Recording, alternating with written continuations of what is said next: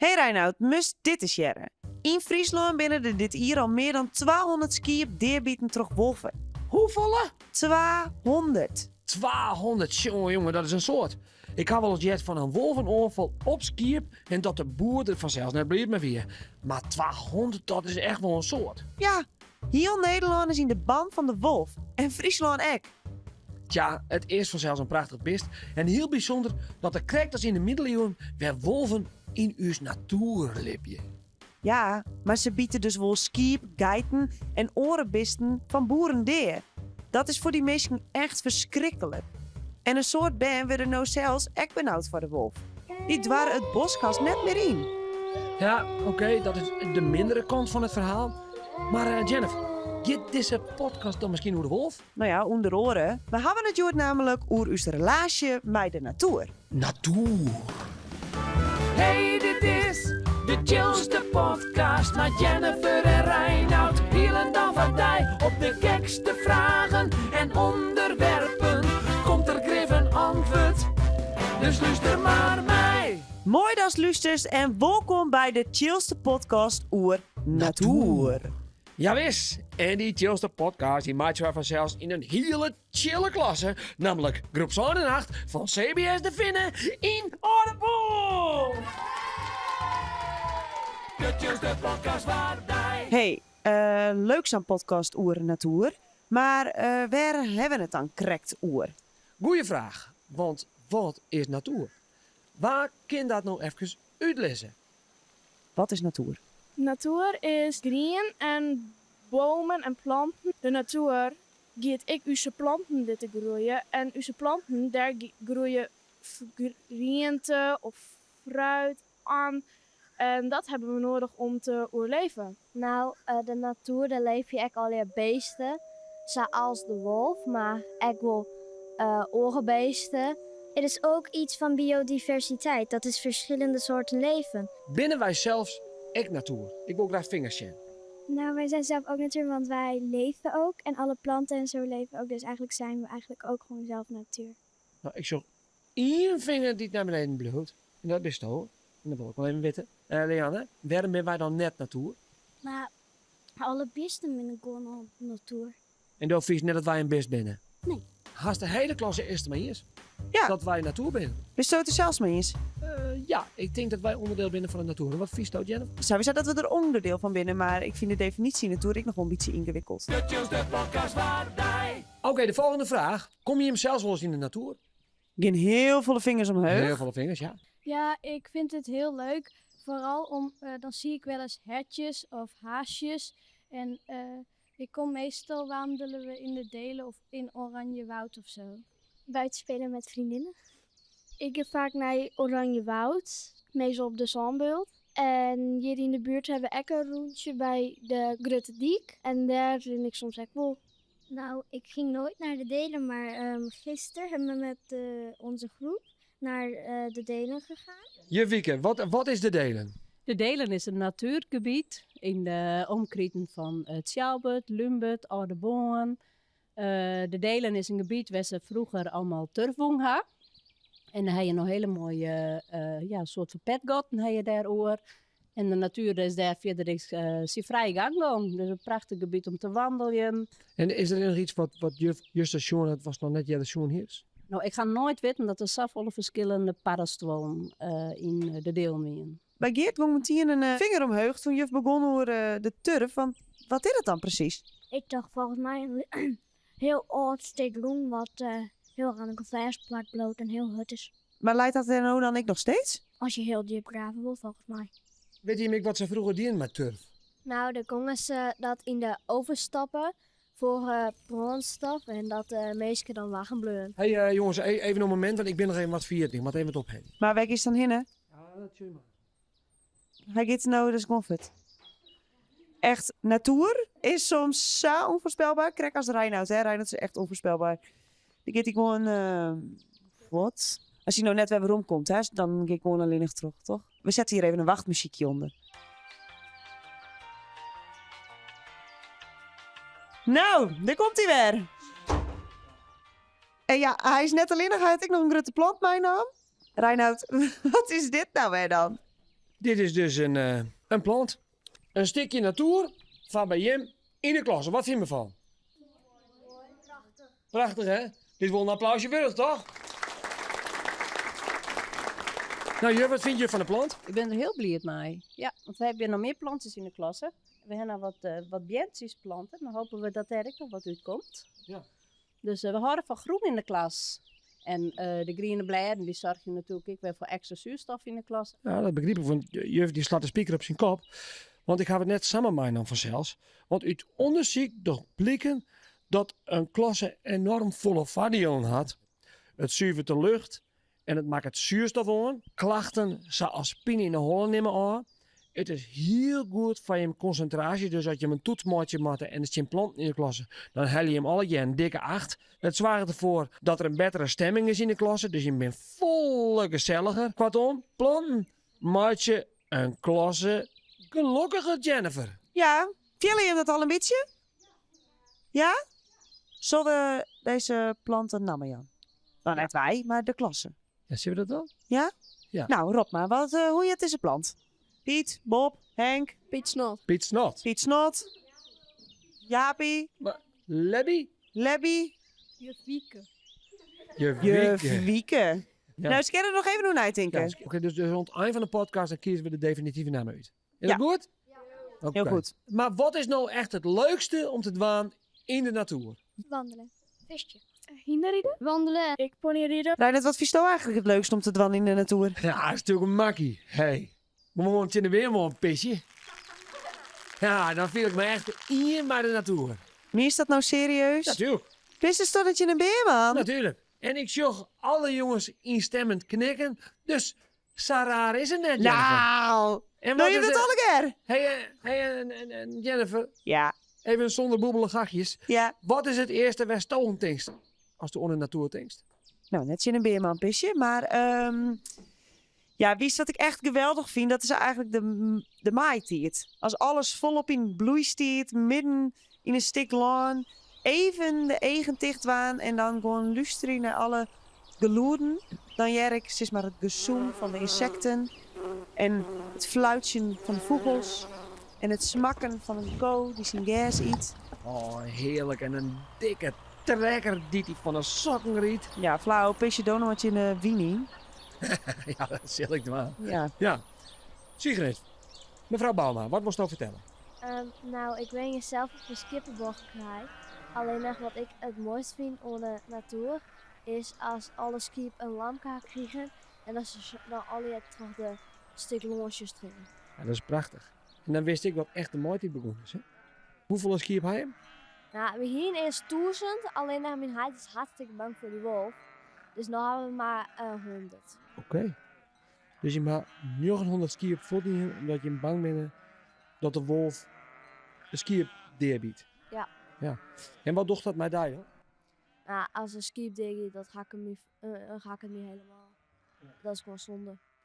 En ben je dan niet verdrietig? Nou, het lijkt gewoon als ik een bom uit dat skip had. Ja, dat is ook logisch. Want als je 1000 skiep hebt, dan kun je net met 1000 skiep een baan hebben. Nee, dat is iets lastiger. Wat pittig verhaal. De chillste podcast waar Hey, Jennifer Sigrid die vertelde dus direct dat ze 1000 skiep en dan nog maar 100 skiep, omdat ze bang zijn voor de wolf. Maar hij is toch niet echt voor zo'n wolf in, Jennifer? Nee, wel in de dierentuin efter een stek, maar nog niet in het echt. Dan wel dan? Nee, ik zelf ik net. Maar ik zei een paar weken geleden wel een filmpje van een wandelaar die in het bos kon kuieren weer en in eigen kwam bij een wolf. Oké, eng.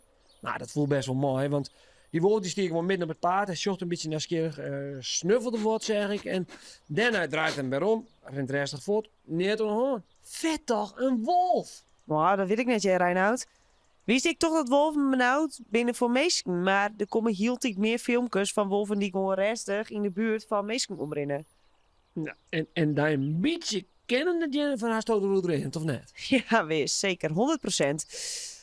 Ik dream namelijk oer alles wat me bezig had. Meestal binnen het wel hele wazige dingen, maar deze dream weer eigenlijk best wel interessant. Nou, vertel! Nou, let op. In mijn dream word ik dus wekker. Maar ik lig dus maar net op mijn eigen bed. Alles om me heen hobbelt en schommelt. En ik roek de geur van jerstig bosk en hinders. Nou, ik ga zitten en zucht dat ik in een wijn zit, maar alle houten krotten. En voor mij zit mijn heid op een bok van de karre, met de teugels van het hinder in de hand. Hij draagt een soort van zwart gewaad, met skippenvacht en leer en hij fluit het wat.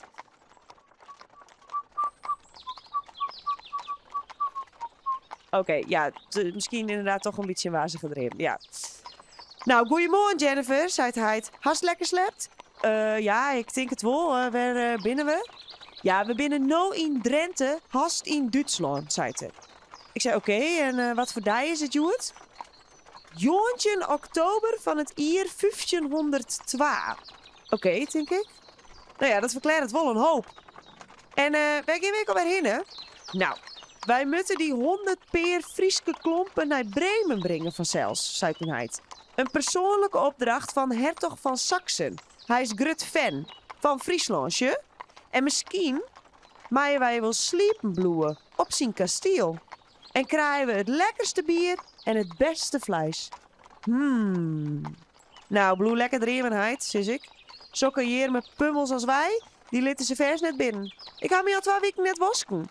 Nou, en ik al 2 hier net, zei mijn heid. Wij roeken als puur natuur. Ja, puur natuur, dat roept echt lekkerder dan wij, echt. Nou, dat zil wel, zei er. Maar als wij us kloppen, maar goed afleveren. En dan krijgen wij een poetsje blinkende doekoes. En dan vinden wij wel ergens een wettentonne voor een verfrissende doek om even lekker... In hier valt hij het stil. Hij stopt de karre. Ik zocht de eren zowel van uw hinder als die van mijn heid omheen gaan. Wat jet heid? Sst. Ik liet me wat weerom in een karrezakje. Op deze lange reizen om middeleeuwse karrensporen in het bos kan een soort gebeuren. Wat zou hij jet? Een roversbende? Dronken soldaten die je in een beem aanpissen?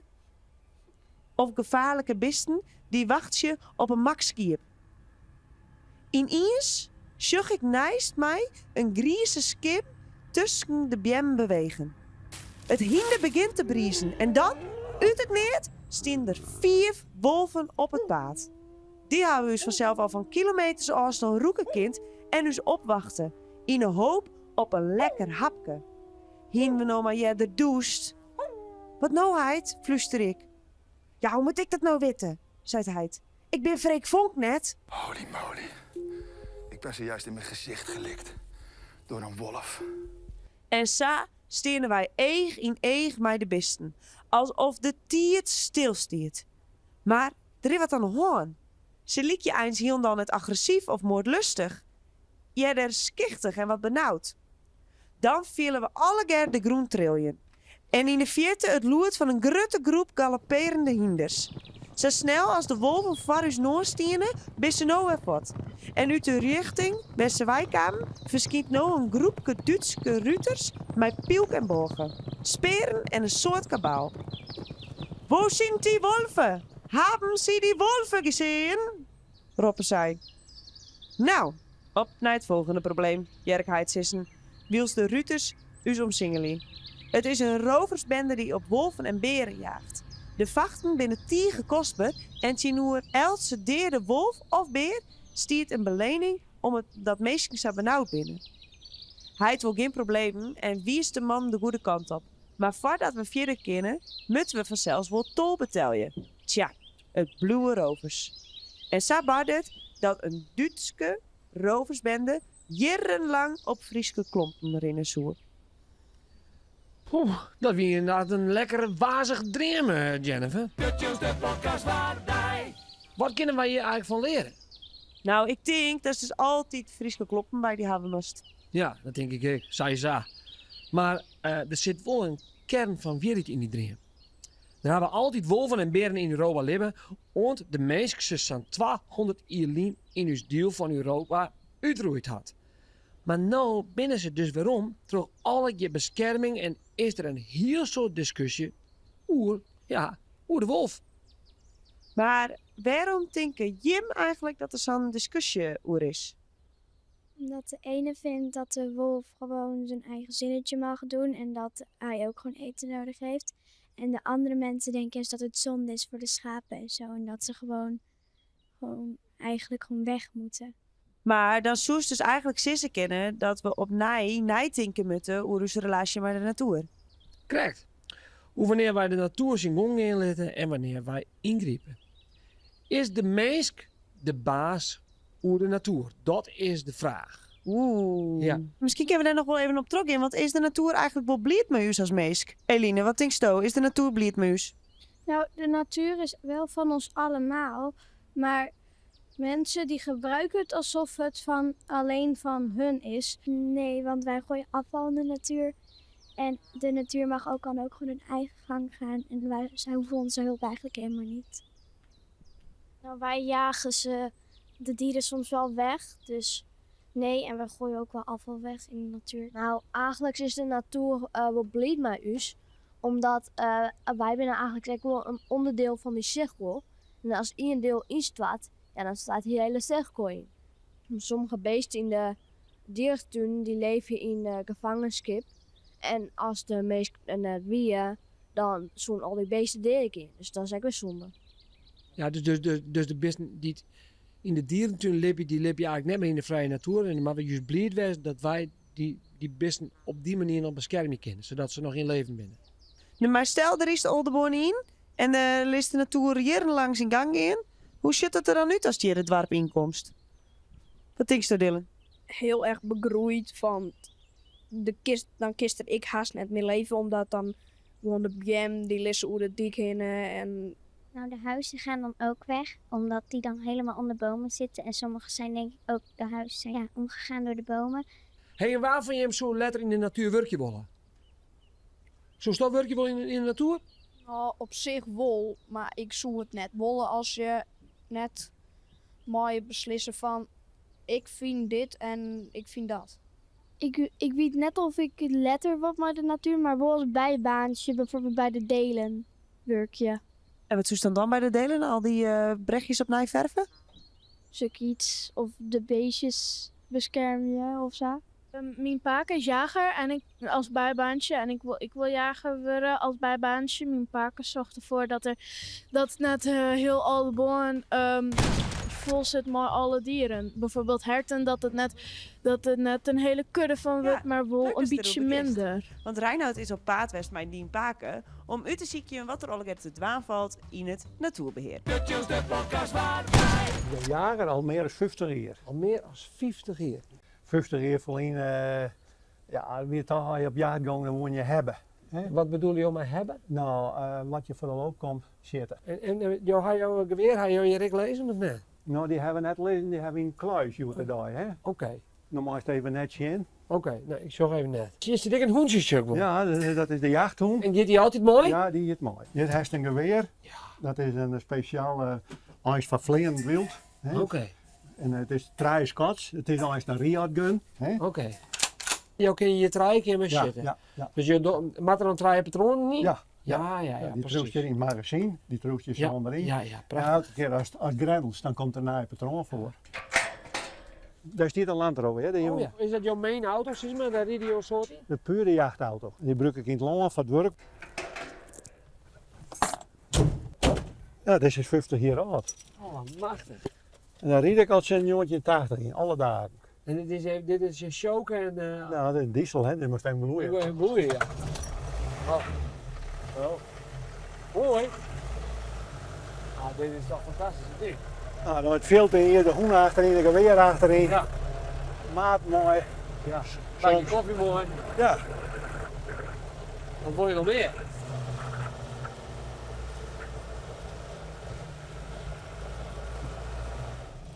Ik zag hier nou hoe het veld en dan zie je denk je van, goh wat mooi, die gosmen die er al in het land zitten.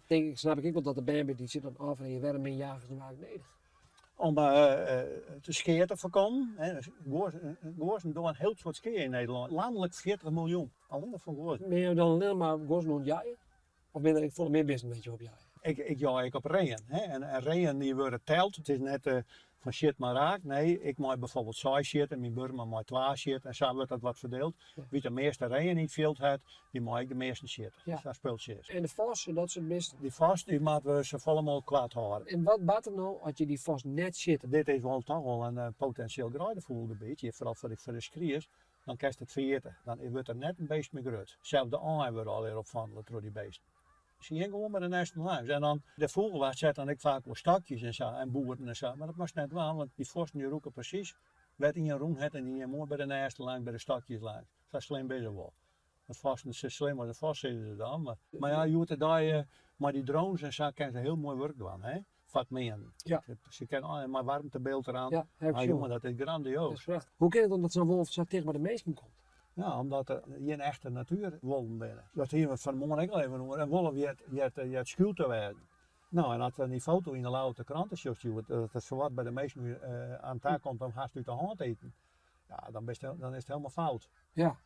Ja, en dan krijg je erop watje dat er eigenlijk eens een keer een wolf is die jong die er meespakt of een bij pakt. Dan is het net raar op te zien dat dat nou een keer gebeurt. En omdat je nog zegt van hij het hartstikke gewoon.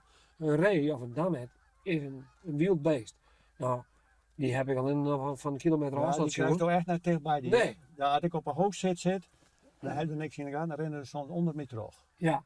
Maar ja, dan gaan ze die net in de gaten. Hij is net in de gaten. Want een ree zocht net zo goed, maar hij ruikt des te beter. Want als er dan een met onder metro rent en hij kreeg de wien, en dan is het van halen. En dan heeft hij me net jongen, heeft hij me roept. Ja. En wat is nou de conclusie, meneer Haasman? Wat moet er nou gebeuren? De jacht moet sowieso bloeien. Je jacht, je wildmeer. Dat speelt zo simpel is het. En de jacht, die beheert zijn jachtwild, die is wies, maar zijn jachtwild is wies, maar zijn wild. En die zal ik nooit de laatste haas of de laatste rijen, wat er ik maar zitten. Dat wil ik beslist net. Gewoon de stand in stand houden. Oké, er is hier dus echt wel een heel soort te belippen om jou heen. Ja. Ja, dus we moeten goed erover nadenken wat we wel met de natuur doen en hoe we dat wel beheren en wanneer we de natuur eigenlijk zien gang gaan laten. Waarvan je vindt in deze klasse dat we de natuur zijn gang gaan laten of juist beheren moeten? Oh, en het is volgens mij best een lastige vraag, want als we het dus beheren, dan hebben we nog goede brechtjes in de delen herinneren. En als we het zien gang laten gaan, dan hebben we haast de reeën in huis omdat, ja, ingewikkeld. Oh, ik twijfelhandjes. Ja. Misschien ben we dan juist wel met z'n allen heel goed bezig. Dat we dus de staatsbosbeheer hebben die ervoor zorgen dat wij nog door de natuur wandelen kunnen. Ja. Jella wil er volgens mij heel graag nog wat over vertellen. Hoe de natuur, dat we wel het best kunnen onderhouden. Want anders gaat straks alles roesten en gaan er al hier planten heel erg heug komen. En Ja, heel goed Jella. Dus een beetje van beide hè. Dus dat we de natuur wel zien gang gaan laten, maar dat we het wel onderhouden. Heel goed. Ik denk dat dat een hele goede conclusie is. Dat denk ik. Ik vond het een heel interessant gesprek met iedereen, maar dit wie hem helaas alweer. Dankjewel groep Zoon 8 van CBS De Vinnen. En de volgende podcast. Let je hem jaren! Reinhard, die plant die moet nog een namen. Oh ja! Je Wieke! Je Wieke? Ja. Oké. Ja, ik vind Wieke een goeie. Ja, we gaan voor Wieke. We gaan voor Wieke. We gaan voor Wieke Ja. en En tot de volgende keer! De chillste podcast waardij. Bist nou slecht op de natuur, maar is er in die hoes geen plant of insecten vinden?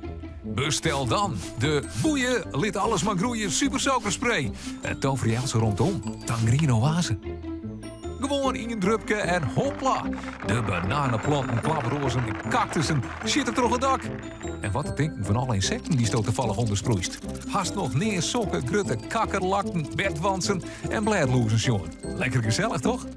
En nog meer goed nieuws. Deze spray bevat maar 98% chemische stoffen.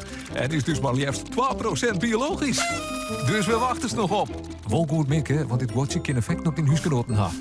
Maar hey, waar is het leven zonder een beetje risico? Dus bestel nou de boeien lid maar groeien supersuikerspray voor maar €50.000. Kaching! Want meer natuur is niet te duur. En een groene vraat begint bij die zelfs.